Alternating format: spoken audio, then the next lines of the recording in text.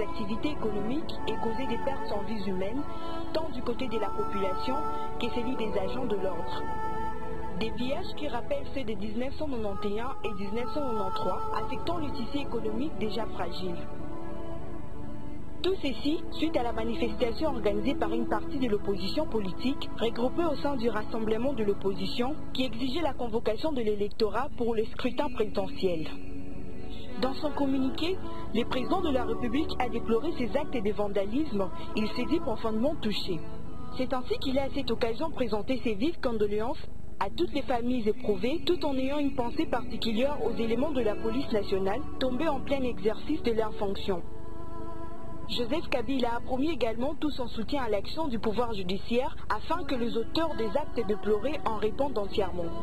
Le chef de l'État a rappelé à la classe politique congolaise et à toutes les forces vives de la nation que les recours à l'insurrection ou aux actes d'intolérance ne peut constituer d'alternative au dialogue présentement en cours pour régler les difficultés de l'organisation de nouveaux scrutins prévus par la Constitution et les lois pertinentes de la République. Pour finir, le président Joseph Kabila a lancé un appel au calme et à l'apaisement tout en invitant toute la population à reprendre leurs activités quotidiennes suspendues durant 2 jours à travers la ville de Kinshasa, car la sécurité de tous étant à nouveau pleinement assurée. On n'a pas agressé un diplomate américain. Il y a eu un débat assez chaleureux. Moi-même, je me fais prendre à partie, souvent par des gens. Pourquoi allez-vous au dialogue? Au téléphone, quelqu'un m'a parlé. Pourquoi est-ce que vous allez au dialogue? Qu'est-ce qui vous prend comme ça? Et moi, j'ai dit, mais pourquoi je n'irai pas au dialogue? De quel droit vous allez m'empêcher d'aller au dialogue? Je vais dire, donc, vous m'avez agressé? Non. Je réponds, c'est un débat un peu vif. C'est en ces termes que s'est exprimé Lambert Mende Omalanga au cours d'un point de presse tenu ce jeudi 22 septembre à Kinshasa.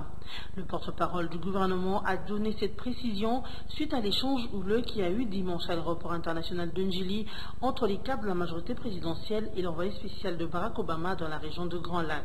Cet échange qualifié de grave incident diplomatique avait poussé Washington à exprimer son indignation face à ce qu'il qualifie d'agression verbale et physique dont a été victime Thomas Perillo. Lambert Mende a poursuivi en ce terme: on n'agresse pas les gens dans les salons diplomatiques à moins que nous soyons dans une jungle. Le ministre de Communication et Médias a même relevé le fait que Thomas Perillo a lui-même eu un langage conciliant au regard de cet événement.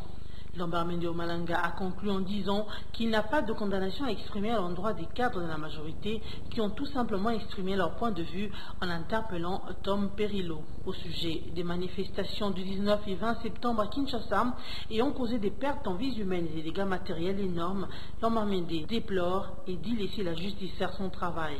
Il a souligné que même les policiers ayant tiré en dehors des cas de légitime défense feront objet de poursuites judiciaires. Pour le porte-parole du gouvernement, tout indique que les incidents du 19 et 20 septembre étaient prémédités. Abordant l'aspect dialogue, Lambert Mende Omalanga martèle la suspension de la SENCO et de la société civile aux travaux n'enlève en rien l'inclusivité de ces assises à la cité de l'Union africaine.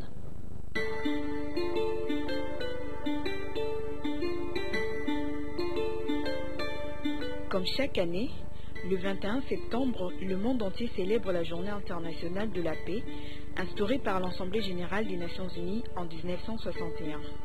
La 35e journée qui intervient en cette année 2016 a pour thème les objectifs du développement durable, composantes de la paix.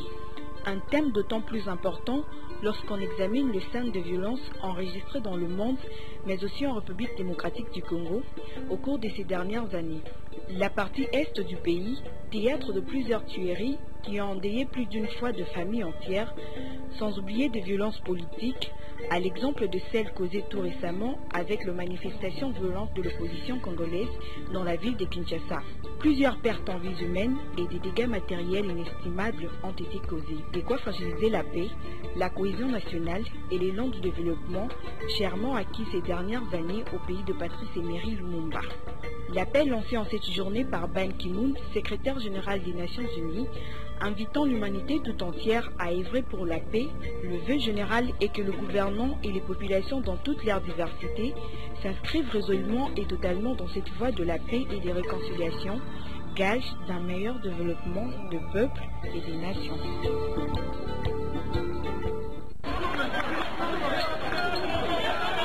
Après 2 jours de échauffourées entre la population et la police, tout redevient à la normale ce jeudi 22 septembre dans la ville-province de Kinshasa. Les activités ont repris, les tenanciers des boutiques, des magasins, des pharmacies et autres exercent comme d'habitude.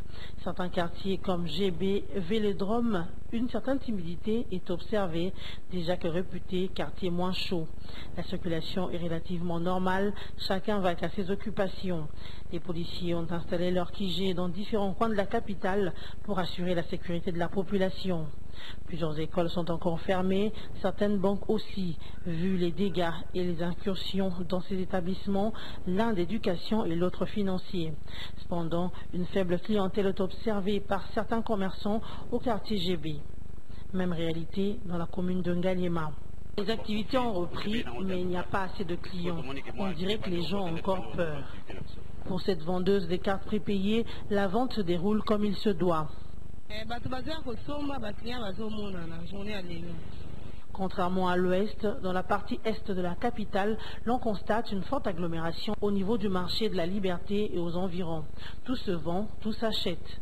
Même si la population des communes comme Massina, Kimbanteke, Njili et ailleurs sont encore hostiles à la caméra, il faut noter que la majorité de la population déplore les mouvements insurrectionnels qui ont eu lieu le lundi et le mardi dernier à Kinshasa.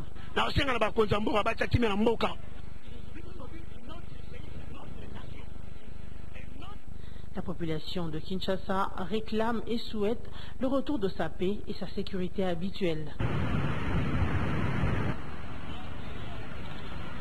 Ensemble pour une agriculture performante et durable, c'est le thème retenu pour la première foire agricole